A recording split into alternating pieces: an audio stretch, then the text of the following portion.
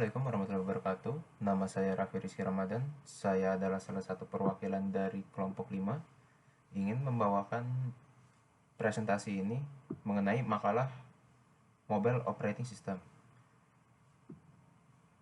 Makalah ini disusun untuk memenuhi tugas mata kuliah. Mata kuliahnya tersebut adalah pengantar aplikasi komputer psikologi informasi 2.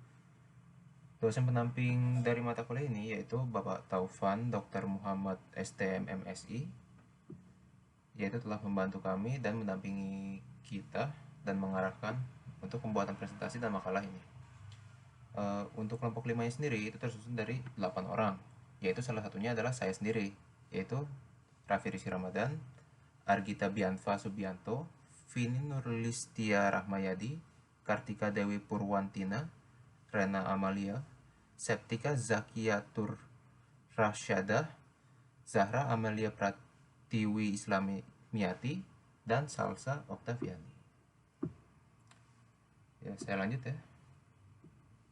Puji syukur kami punyatkan kepada Tuhan Yang Maha Esa atas limpahan rahmat dan karunia-Nya. Penyusunan dalam makalah ini kita lakukan. Kami berharap untuk penyelesaian makalah ini kami harapkan dapat bekerja dengan baik lah ya, dan tidak ada halangannya. Tetapi kami juga ingin memberitahu bahwa semoga isi dari presentasi dan makalah ini dapat membawakan ilmu yang banyak dan dapat bermanfaat bagi orang yang membaca atau mendengarkannya. Sekian dari saya. Selanjutnya akan dilanjutkan ke bab 1, yaitu pendahuluan. Ya, akan saya lanjutkan ke pendahuluan ya. Untuk perkembangan mobile operating system di zaman sekarang ini semakin mempesat, bisa dibilang. Hal ini bisa kita lihat dari perkembangan teknologi pada abad ke-20 dan ke-21 ini. Banyak inventasi-inventasi baru di dunia teknologi yang kita gunakan di kehidupan sehari-hari tanpa menyadarinya. Contohnya seperti smart TV, komputer, smartphone, smart fridge, dan lain-lain. Tapi untuk mobile operating system, itu sendiri, tanpa adanya mobile operating system, kita tidak dapat menggunakan jaringan seluler kayak SMS, sosial media, sistem pembelajaran, dan lain-lain.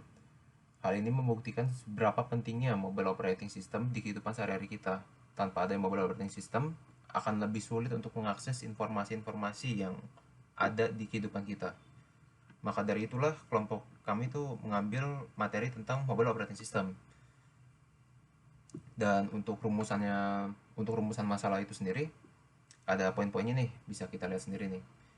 Yang akan kita bahas yaitu apa sih apa itu mobile operating system. Kita akan cari tahu dan akan kita lihat di pematerian ini. Dan apa sih yang bisa kita pelajarin dari sejarah mobile operating system itu sendiri. Dan untuk tujuan penulisnya itu uh, kita bertujuan melakukan presentasi ini dan membuat makalah ini adalah untuk memahami apa itu mobile operating system, dan untuk memahami sejarah dari mobile operating system, dan untuk memahami sejarah dari mana mobile operating system itu sendiri, yaitu apa sih yang bakal kita bisa pelajarin atau bisa kita kutip intisari dari materi tersebut. Nah, selanjutnya akan berlanjut ke bab 2, yaitu pembahasan.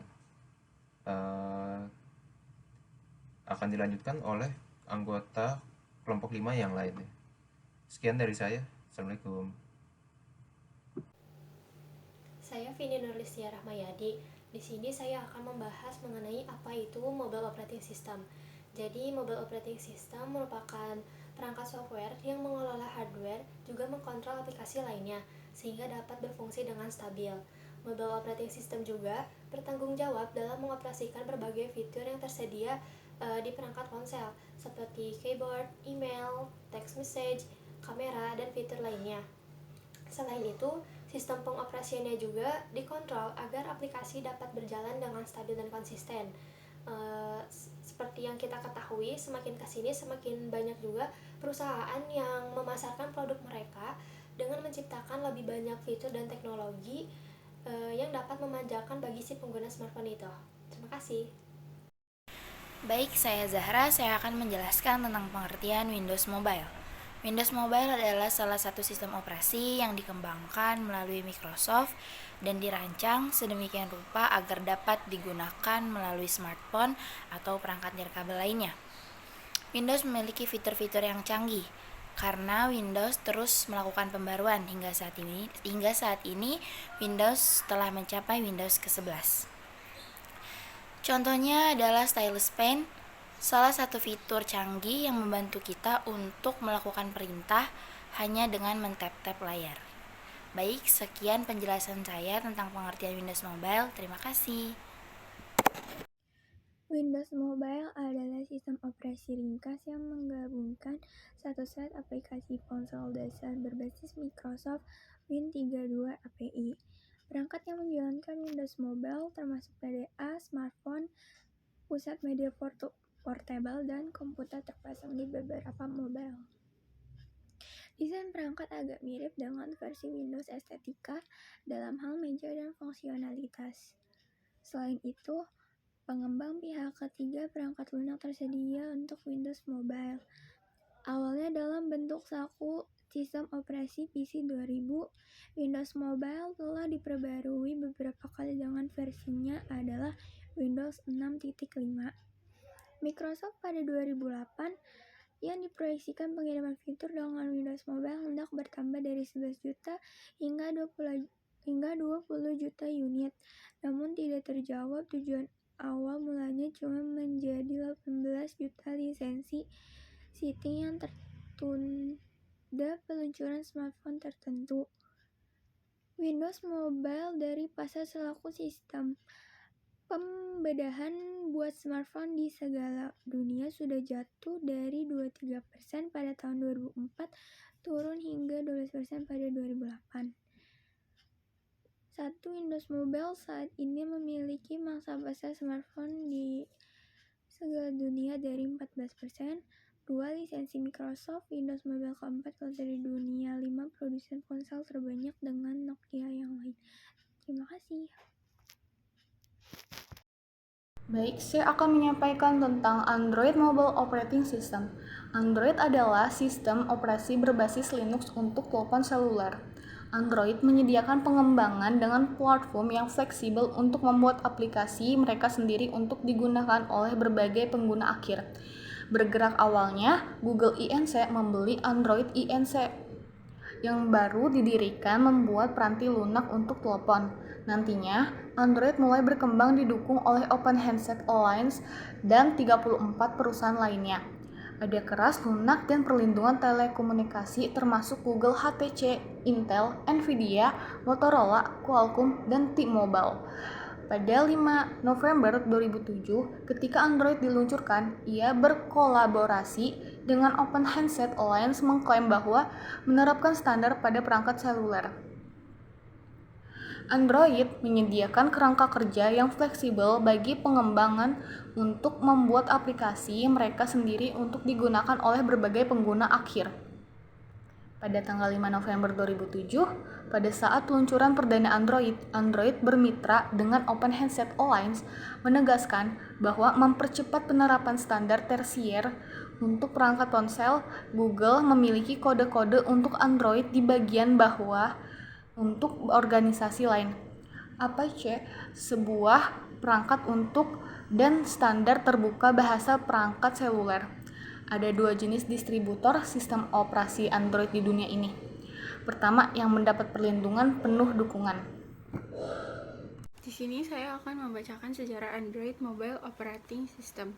Pada Juli 2005, Google mengakuisisi Android Incorporation, sebuah bisnis rintisan dengan kantor pusat di Palo Alto, California, Amerika.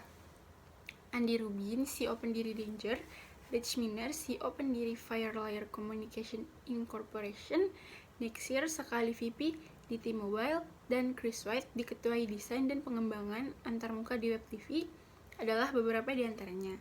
Pendiri Android saat ini bekerja di Google. Pada saat itu, sedikit yang diketahui tentang kemampuan Android Incorporation selain dari fakta bahwa mereka menciptakan perangkat lunak untuk smartphone. Terlepas dari kenyataan bahwa tidak jelas secara pasti fungsi apa yang mungkin hadir di pasar, Situasi ini menunjukkan bahwa Google berkomitmen untuk memasuki pasar ponsel. Di Google, tim yang dipimpin oleh Rubin mengembangkan platform seluler yang didukung oleh kernel Linux yang didasarkan pada masukan dari produsen handset dan operator. Makasih. Oke, di sini saya akan menjelaskan tentang sejarah BlackBerry. BlackBerry adalah perangkat nirkabel yang memiliki kemampuan nirkabel lainnya juga. Kemampuan tersebut adalah push email, mobile messaging, SMS, faksimili, dan akses internet. BlackBerry pertama kali disebutkan pada tahun 1997 oleh perusahaan Kanada Research Invention (RIM). Ia mampu menyampaikan informasi melalui jaringan data nirkabel jaringan data nirkabel dari layanan yang disediakan oleh perusahaan telepon global. Operator Indosat dan StarHub memperkenalkan BlackBerry untuk pertama kalinya di Indonesia pada akhir Desember 2004. Distributor utama BlackBerry adalah RIM. Dan perusahaan StarHub adalah anak perusahaan RIM. Di Indonesia, StarHub adalah go-to provider untuk semua hal teknis yang berkaitan dengan instalasi BlackBerry melalui penyediaan layanan Indosat, layanan internet BlackBerry, dan BlackBerry Enterprise Server adalah layanan yang ditawarkan oleh Indosat. Belakangan ini, dua operator besar lainnya di udara, Excelcom dan Telkomsel, mengambil alih pengelolaan pasar BlackBerry. Dua opsi ditawarkan oleh Excelcom. Terima kasih. Perkenalkan, nama saya Spatika Zakiatur Rasyadah. Di sini saya akan menjelaskan tentang pengertian BlackBerry Mobile Operating System. Jadi, seiring berjalannya waktu, kemajuan teknologi telekomunikasi ini mengalami perkembangan yang laju. Salah satu contohnya yaitu BlackBerry OS. BlackBerry OS adalah sistem operasi seluler yang dikembangkan oleh Research in Motion, yang mana RIM ini merupakan perusahaan smartphone BlackBerry. Sistem operasi ini dapat memberikan berbagai layanan dan mendukung perangkat input khusus yang telah dirancang oleh RIM agar bisa digunakan pada perangkat genggam, termasuk track wheel, trackball, trackpad, dan touchscreen. Pertama kali diciptakan, BlackBerry hanya bisa dioperasikan oleh smartphone BlackBerry saja, namun sekarang BlackBerry sudah bisa dioperasikan melalui jenis smartphone lain. Di sisi lain, BlackBerry hanya bisa diakses oleh pengguna pribadi, sehingga belum bisa diakses oleh pemerintah negara. Sekian dari saya, terima kasih. Ya, Assalamualaikum warahmatullahi wabarakatuh. Untuk kesimpulannya akan saya lanjutkan ya.